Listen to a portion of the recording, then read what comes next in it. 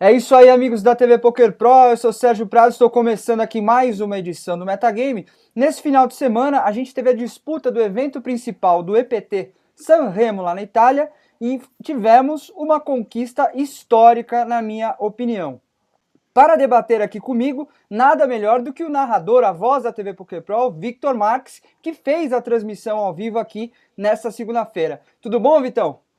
Fala pessoal, fala Serginho, tudo ótimo, prazer estar falando com você de novo, sempre que a gente for falar de pôquer aí com você é muito legal, um salve pra galera que gosta do metagame, foi muito bacana, né, foi muito importante. Eu ia perguntar exatamente isso, o que você achou da Vitória Koren, que agora é Vitória Koren Mitchell, né? Porque agora ela E tá casada, agora ela botou o Mitchell no sobrenome.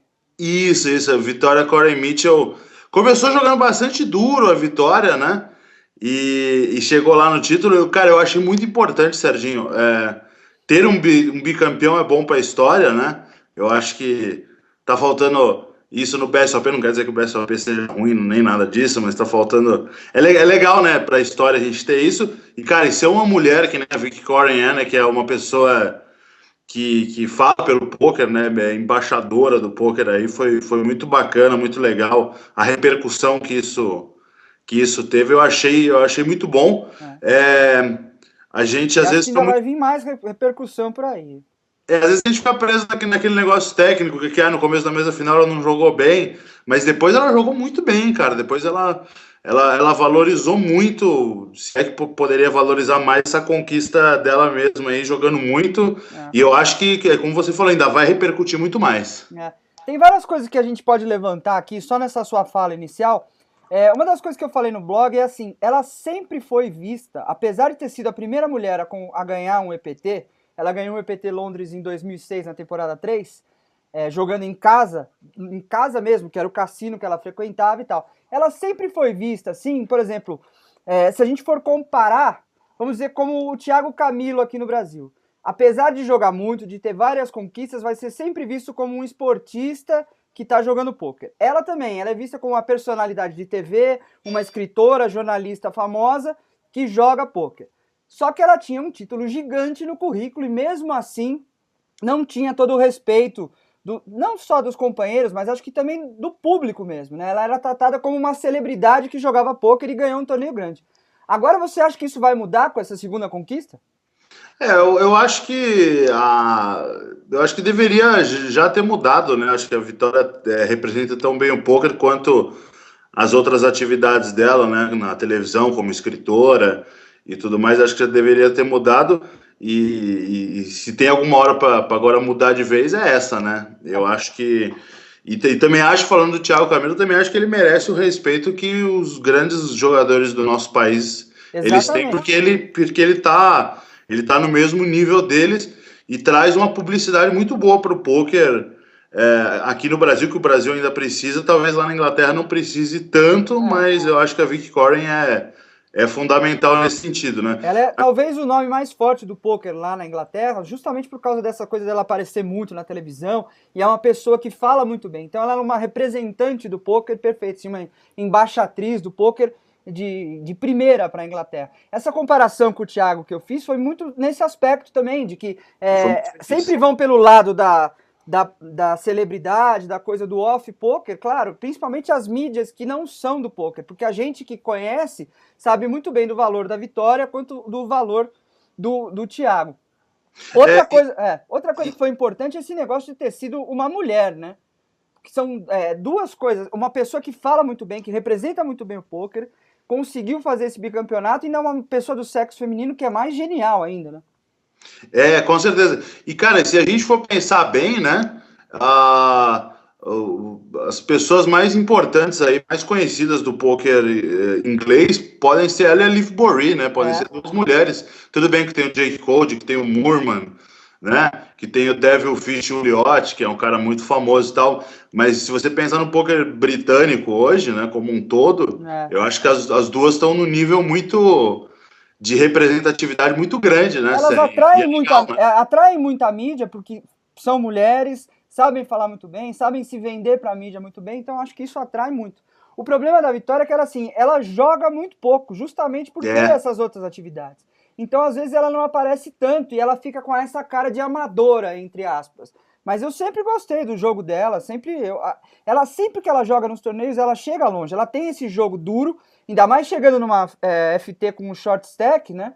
Eu acho que você pode falar melhor do que eu, o que você achou desse jogo dela no começo, que você contou que ela estava jogando de uma maneira bem dura, assim, meio criticada por todo mundo, mas acho que até deu certo, né? Deu certo sim. A gente entendia que o JW Prodigy era o favorito para essa mesa final. Em algum momento ele teve a liderança destacada, mas é aquela coisa, a Vic Coren e assim, existem outros jogadores que têm um estilo mais duro, só que assim, a gente tem que respeitar também, porque é um estilo que dá certo, é um estilo que faz que os jogadores se sentem bem jogando. Ninguém pode jogar, querer jogar que nem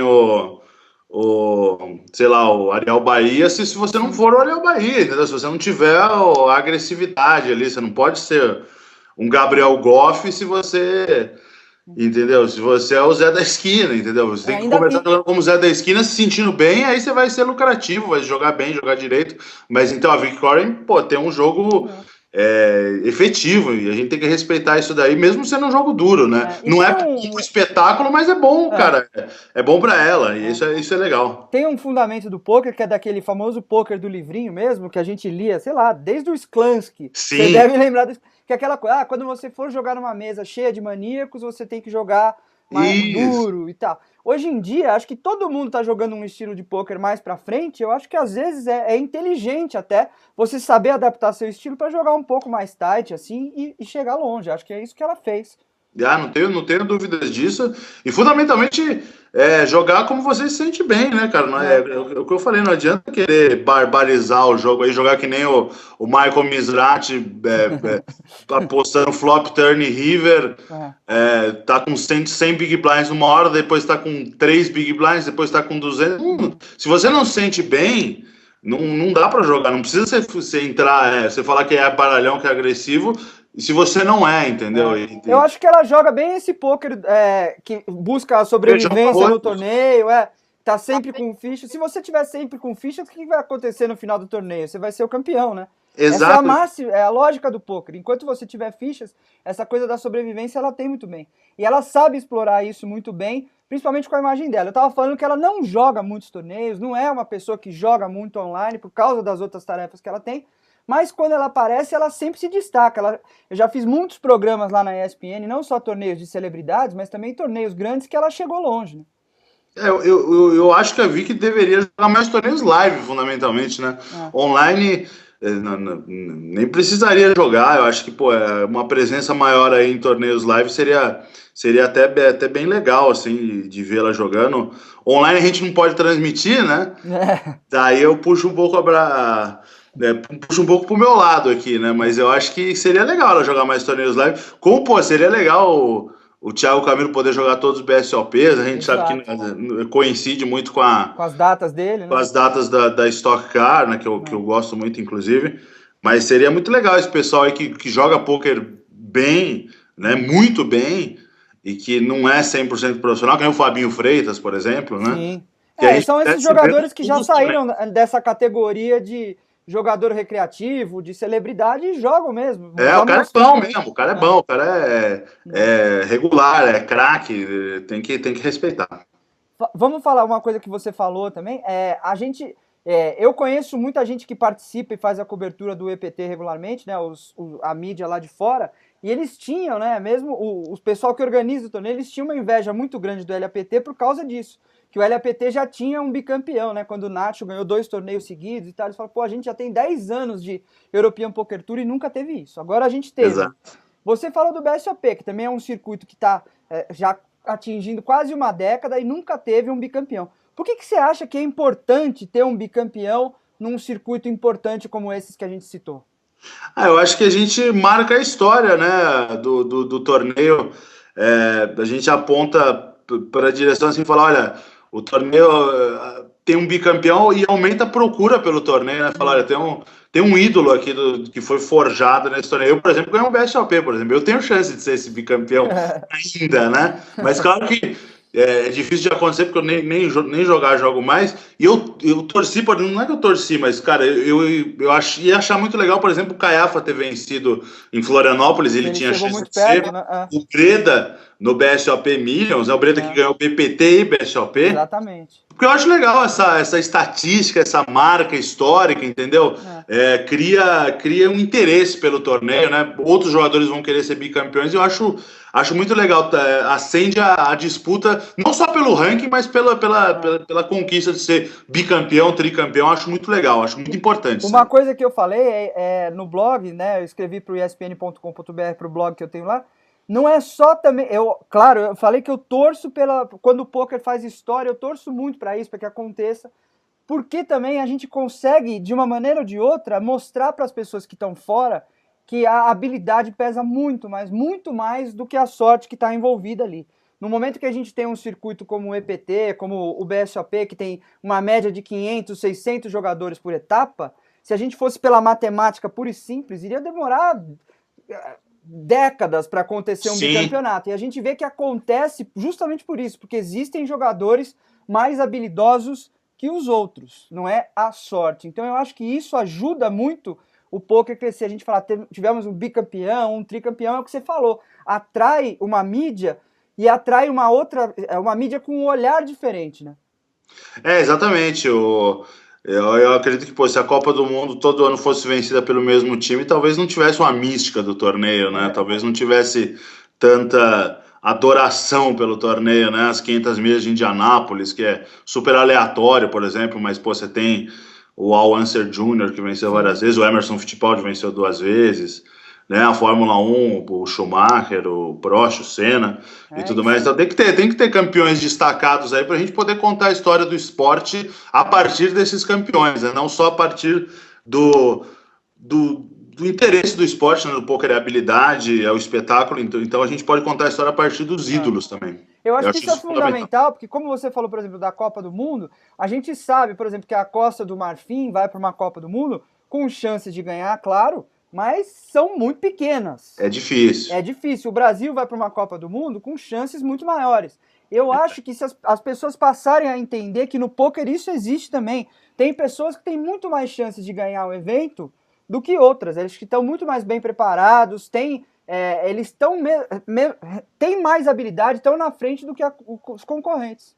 Com certeza, com certeza. No poker é muito mais difícil de materializar isso por N fatores, né? Até pelo tamanho do field, né? A Copa do Mundo são 32 times, 500 milhas de Indianápolis, 33 carros, e no poker 500 jogadores, 600 jogadores. Mas tem que ter isso aí, sim, cara. E existe isso que você falou, tem jogadores mais favoritos do que outros, né? Exatamente. A gente vê o Paraná, por exemplo, chegar em 2 mesas finais de BSOP, é um cara que está tendo um reconhecimento bacana, que é um jogador já experiente. Ano passado a gente teve o Ramon Esfalcin chegando em 2 mesas seguidas também. Exatamente, dignifica o torneio e o esporte também. Muito importante. E por falar nessa coisa na sequência, um pouco antes a gente teve a conquista da Gianni Bertoldi lá no BSOP que você transmitiu lá em Foz do Iguaçu, e agora a gente teve a Vitória Koren. Uma média básica, assim, é de 5% de mulheres no field, se tanto. Sim.